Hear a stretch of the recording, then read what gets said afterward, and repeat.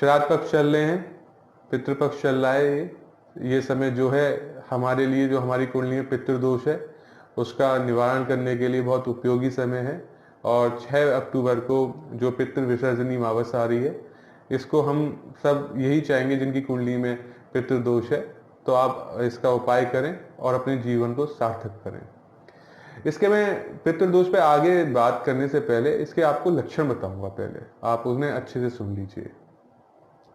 जिन घरों में सभी लोग इकट्ठा होने के बाद और कहा सुनी होने लगे या कलह होने लगे, झगड़ा होने लगे, ऐसे घरों में पितृदोष होता है। अगर आपकी अपने पड़ोसी से अनबन रहती है, बनती नहीं है, तो समझ लीजिए आप भी पितृदोष से ग्रसित हैं। इसके साथ साथ अगर बच्चे घर के हैं तो उनको पढ़ने में दिक्कत आएगी, पढ़ाई अगर कर ली किसी भी तरीके से तो नौकरी में दिक्कत आएगी, नौकरी लगेगी नहीं, या फिर नौकरी ऐसी लगेगी कि उतनी इनकम नहीं होगी जितने खर्चे होंगे, या फिर कोई व्यापार आदि कर रहे हैं तो वो ठीक से चल नहीं पाएगा। या तो घर में संतान होगी नहीं, अगर होगी तो वो आपसे दूर चली जाएगी किसी न किसी कारण, और जिस समय आपको उसकी आवश्यकता है वो साथ नहीं दे पाएगी। इसके साथ साथ घर का कोई एक सदस्य नशे का आदि जरूर होगा, और इसके धन जुड़ेगा नहीं, और धन आते ही ये समझ लीजिए किसी न किसी रूप में किसी न किसी तरीके से खर्च हो जाएगा। कोई भी अतिथि अगर घर में आएगा तो वो मेहमान खुश होके नहीं जाएगा, उसका मन उदास ही रहेगा, चाहे वो कोई भी कारण हो, किसी भी कारण हो, ये रहता है। दूसरी बात, इसमें ज़्यादातर लोगों के घर के पेट खराब रहेंगे, और लोग उन्हें बहुत ज़्यादा, रिश्तेदार उन्हें बुलाएंगे नहीं, उनसे कट जाएंगे, लोग बहुत कम पसंद करेंगे ऐसे लोगों को। अगर ये सब चीज़ें आपसे मैच होती है तो आप समझ लीजिए आप पितृदोष से ग्रसित हैं। इसमें ये तो मैंने आपके लक्षण बताए, अब घर का वास्तु कैसे होगा वो भी मैं आपको बताता हूँ, आप समझिए। घर के अंदर वास्तु दोष होगा घर का ब्रह्म स्थान यानी कि घर का जो सेंटर है, और घर का ईशान यानी कि नॉर्थ ईस्ट का कोना, वो किसी भी तरीके से दूषित हो सकता है। चाहे वहाँ कोई वॉशरूम हो, चाहे वहाँ कोई गड्ढा हो जहाँ गंदा पानी भरता हो, या वहाँ कुछ आप अपने कूड़ेदान वगैरह रखते हो, वो किसी भी न किसी रूप में दूषित मिलेगा। दूसरी बात, घर के अंदर फर्श पे चटकन होगी, दीवारों पे दरारें होंगी, प्लास्टर उखड़ता हुआ होगा, घर में सीलन बहुत ज़्यादा होगी, और हवा का भी वेंटिलेशन प्रॉपर नहीं हो सकता ऐसे घरों में। ये मैंने अपनी पर्सनल चीज़ों में रिसर्च की है।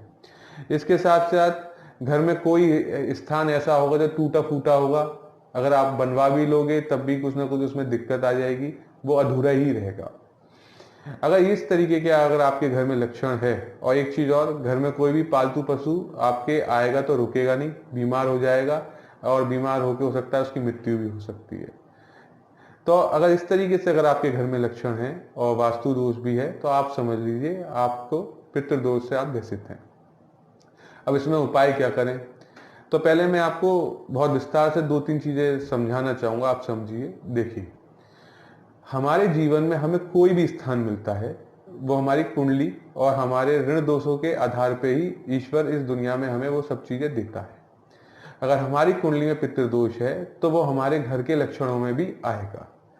तो अगर इसका हम उपाय करेंगे तो अपने घर के अंदर ही बैठ के कर सकते हैं, जब तक हमारा घर शुद्ध नहीं होगा, और तब तक हम पूर्ण रूप से इसका लाभ नहीं उठा पाएंगे। आप एक तरीके से ये समझ लीजिए कि आप गंगा नहा के आए, और गंगा नहाने के बाद अगर आप किसी धूल भरे कमरे में चले गए तो पूरी धूल आपके ऊपर आ जाएगी, तो आपका नहाना व्यर्थ हो जाएगा।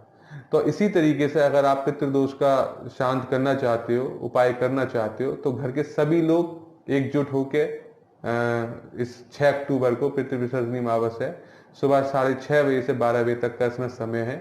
इस दिन सभी घर के सदस्य एकत्र होकर बैठे अपने घर में, और सभी एक एक बार जटा नारियल अपने सामने रखें, घर के सभी सदस्य, और एक 10 रुपये का सिक्का, हल्दी की गांठ सभी घर के सदस्य अपने उल्टे हाथ में रखें, और जो घर के मुखिया हैं वो हल्दी की माला लें, और हल्दी की माला लेकर उसको उस पे ये जो मैं मंत्र बता रहा हूं,